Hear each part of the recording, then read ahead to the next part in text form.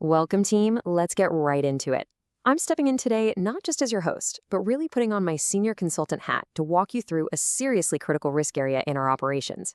We're diving into our latest explainer, AI recruiting documentation, the blueprint for defensibility. Look, if you're using any kind of AI to screen, source, or even just communicate with candidates right now, you are operating in a highly scrutinized environment. So today, we're going to calibrate your AI judgment skills and lay down a rock-solid, completely defensible documentation standard that protects you and the whole organization. I want you to imagine something for a second.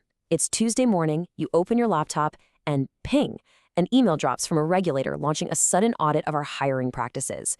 Or maybe worse, a legal challenge lands right on your desk from a rejected candidate who is convinced our AI screening tool discriminated against them. Right now, literally at this very moment, could you pass that audit? Do you have the objective proof to show exactly how that AI tool was used and what guardrails were actually in place? If your stomach just drops even a little bit, well, you're absolutely in the right place.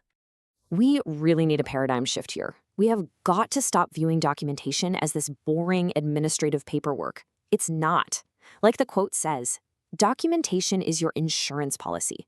It's not just some annoying compliance hurdle you have to jump over. It is your ultimate strategic defense. Plus, it's actually your best tool for learning and improving your hiring pipelines over time.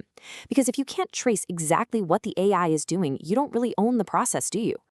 Okay, here is exactly how we're going to tackle this today. We'll cover the AI insurance policy, finding that perfect Goldilocks zone, our 5 documentation pillars, how to match your effort to the decisions, avoiding those nasty anti-patterns, and we'll wrap up with a rock-solid defensibility checklist. Let's go.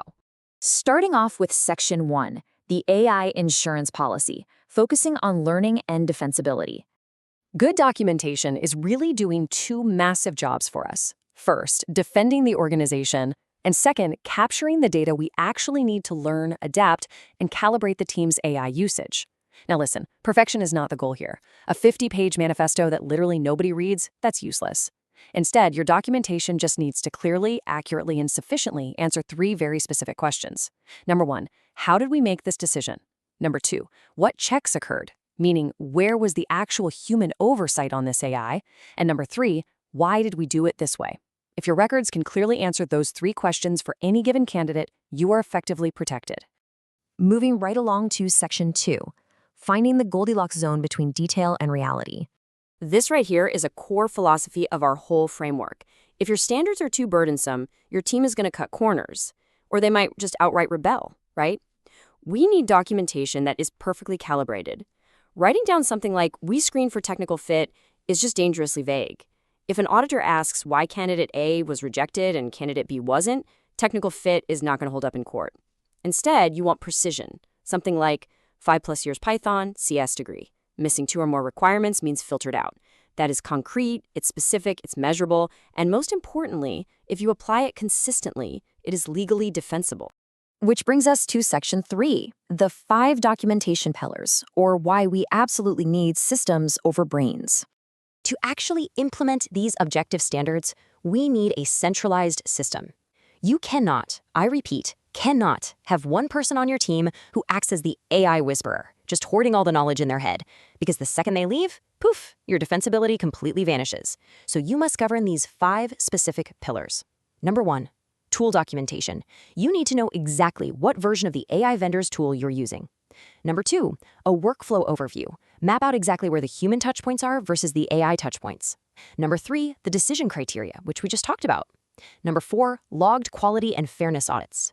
This is huge because we all know AI can sometimes hallucinate. It might fabricate a weird statistic on a resume or generate a fake citation for a candidate's background, so you have to audit to catch that stuff. And finally, number 5, change logs. You need to document when any of these parameters actually change. Whether you keep all this in a shared spreadsheet or a massive company wiki, it just has to be centralized and accessible. All right, Section 4, matching effort to decisions. It's all about proportional stakes. So, how do we apply those pillars in the real world? We do it by matching our documentation effort directly to the actual stakes of the hiring decision. Think of this as your quick checklist for evaluating task risk versus AI capability. For a routine AI-driven screening rejection, where it's based on very clear-cut rules, a super brief one-line note on objective criteria is completely fine. But as the stakes get higher, say you're moving from a borderline decision up to an interview and finally to a final offer, your documentation has to scale up and become incredibly comprehensive. A final offer might require a full panel assessment and business rationale comparables. You definitely don't need a massive essay for a routine resume filter, but you absolutely need one when you're deciding between your final two candidates. Now for Section 5, Avoiding Documentation Anti-Patterns. Honesty versus theater. As a consultant, I see teams fall into these procedural traps all the time when they try to rush the process. Building documentation that looks amazing on paper but completely fails in practice, that's what we call an anti-pattern. And a really huge one is being defensive instead of honest. Often, a well-meaning recruiter will sanitize their notes. They'll write that a candidate did not meet technical requirements just because it sounds safe, when the real reason was the candidate seemed anxious in the interview. Listen to me closely on this one. This defensive, sanitized documentation actually skyrockets your legal risk. If you get questioned and your documents clearly don't match the reality of that candidate's technical skills, it looks like you're hiding something. Be honest. Accurately log the subjectivity if that is what actually drove the decision. And that brings us to another massive vulnerability. Imagine your official process document confidently claims that a human recruiter manually reviews every single candidate. Sounds great, right?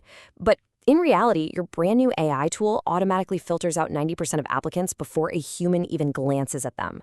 This mismatch between your documentation and reality is completely legally indefensible. You must document what is actually happening in your workflow, not what you wish happened or what your old legacy manuals from 5 years ago say. Finally, Section 6, the defensibility checklist, your living ledger. So we've built the system, we know what traps to avoid, but how on earth do we keep this alive? Because documentation absolutely dies the moment no one is specifically responsible for it. It has to be a living ledger. To prevent your standards from becoming outdated the very second an AI vendor pushes a software update, you have to assign clear owners and update frequencies. Tool docs, those require immediate updates by recruiting ops whenever there's a change. Decision criteria, those need quarterly reviews by the recruiting manager. Without this exact structure, your beautifully crafted ledger is going to be completely useless within a year. All right, so here is your final sign-off. Consider this your ultimate defensibility checklist. If you get questioned tomorrow, you need to be able to immediately hand over your written screening criteria, specific AI tool documentation, proof of regular fairness monitoring, clear records of human oversight, documentation on exactly how you handle accessibility accommodations, and proof that your team was actually trained on all of this. If you have those bullet points covered, you are in excellent shape. I want to leave you with one final, kind of provocative thought before you close out of this explainer. Think about your current pipelines right now.